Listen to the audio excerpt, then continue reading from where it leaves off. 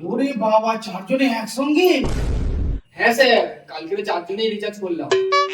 ওরা 3 জনে 2 মাসের করেছে আর আমি 3 মাসের করেছি।